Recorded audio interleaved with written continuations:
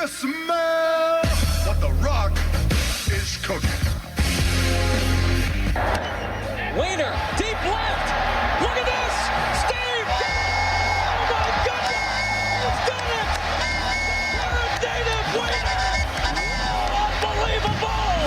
It is unbelievable. He's done it in his home ballpark. John Wehner. That's not the Rock stuff. That's Rocky stuff. That is unbelievable. Oh, yeah, John Wehner, The Rock, brought to us by Allegiant Federal Community Credit Union. Shape your future. Visit AllegiantFCU.org. John, how you doing today? Good morning. I wasn't sure I was going to get a call. I got blown off last week. What happened? Yeah, I take full responsibility for that, John. Signals crossed, but we are happy to have you back. And Man, I'm up bright and early, researching, you're preparing for this show. Yeah, that's Crowley's fault. That's not my fault. yeah, I would. That's what I'm saying. Full responsibility. You know, Ben Roethlisberger sometimes after a game where he threw for like 600 yards would say, "That you know what? That was my fault. We lost." Okay, Ben. Now we all know it wasn't your fault. This one was my fault. So my apologies, John. Good. Good for taking it. It's a little accountability. I like it. Yeah. Well, I do hope that you know what's coming here, because what's coming is this question. Now that you are, a middle-aged man, do you get dizzier now more than you used to? Do I get dizzier? Yeah, because sometimes when I'm on the ground playing with my baby, and then I stand up and I look at the ceiling or something, I'm like, holy cow! I thought it was an age deal. We were talking about it last time. That just depends on how much I'm drinking. That's what Doran said.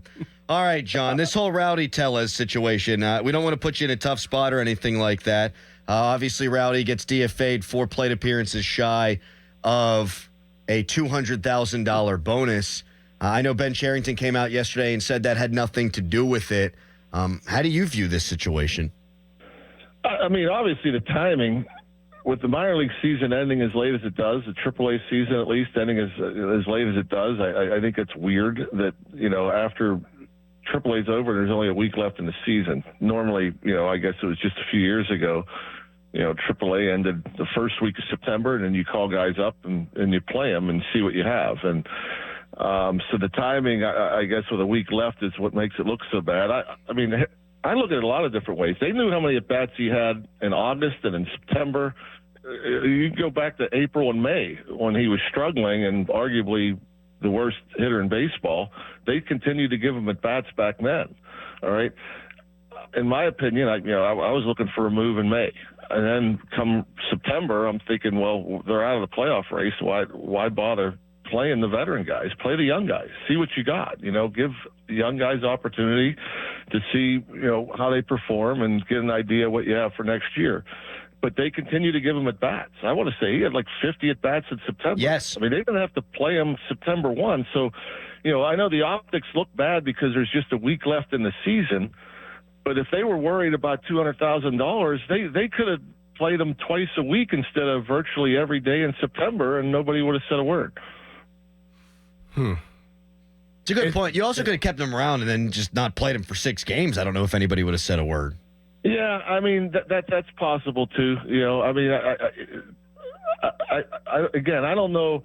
I know in the past I've played with players that had incentives, and every manager is going to try to get those incentives to the player. That's just the way it is, and especially when they're creeping up and they're close like that, and that's managers, you want to take care of their players. They protect them in the media. They do what they can for them, and if there's money on the table for them, they try to get it for them.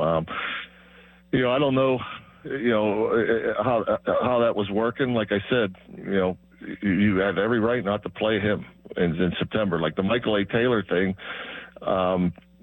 is another one to where he wasn't playing much anyhow. I know he assisted with O'Neal Cruz in center field for a bit, and that's admirable and all. But, as far as I'm concerned, it does. The optics aren't great with 6 games left. It'll be interesting to see with Peguero and Palacios if they play at all. And the funny thing is they got to pay them guys too now that they're in the big league. That's so I don't know what they're so it's probably not 200,000, maybe 125 or 150,000, but still, I mean, I understand the noise that surrounds it. I understand, the optics and the folks around here talking about the Pirates and how they don't spend money and how they're trying to save what I'm guessing $150,000 or so. But like I said, they could have taken care of this if they wanted to, and if they were worried about the at bats, pretty much all year. I mean, he was playing every day when he was hitting 170. Right.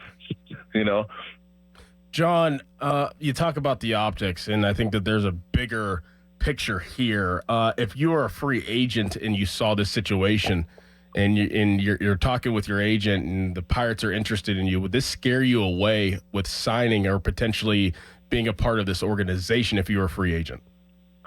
Depends on your other offers out there. My guess is Rowdy Tellez signed with the team that gave him the best offer.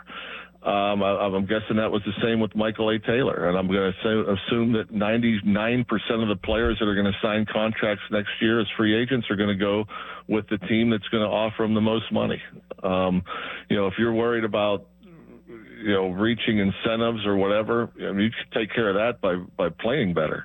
And in Rowdy's case, I'm sorry to say this, but playing harder.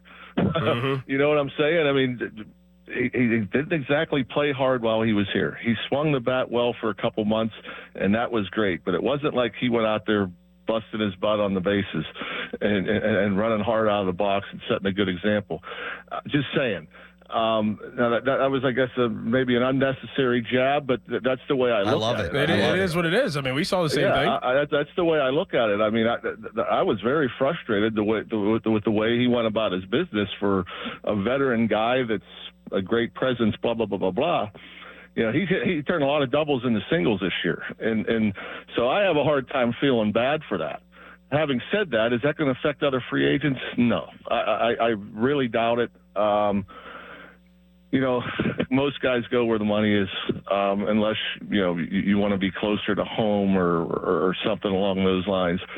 I think most players are going to go where the best offers from. And hopefully, as we go into next year, obviously we've been talking about the offense all year long. I mean, this pitching staff should be really good next year. And hopefully they can go and find some offense. And, and if the price is right, depending on other offers for players, they're going to go where the most money is. John, this was awesome as always. We'll talk to you next week, and I'm really sorry Doran didn't call you last week. Mm-hmm. Yeah, I know. Hey, is this it? Or are you guys, we doing a wrap-up next week? I mean, like I said, I set the alarm for 5:30 on these days to prepare. What time did you really wake up today? I get up at 6:37. I don't get up early, that's for sure. You read the paper, eat some grape nuts. I get 2 cups of coffee and go to the bathroom. Got to move the bowels. All right, Rock. Yeah, we'll talk. Of course, we'll talk to you next week if Doran calls. Well, season's over. That's what I was wondering. I mean, the wrap-up show. We'll do a wrap-up show. Yes. All right, guys. All right, John. Take care now. What a guy. See ya. Man, he crushed Tellez. Well, he actually has been crushing him all season. Every time we have him on, if we talk about Rowdy Tellez, I mean, it's not like he's saying anything that's like out of the ordinary. I mean, we've asked him questions about Rowdy Tellez's effort throughout the season, running out of the box and running the first base. He's absolutely right. And you know how John is. He don't care.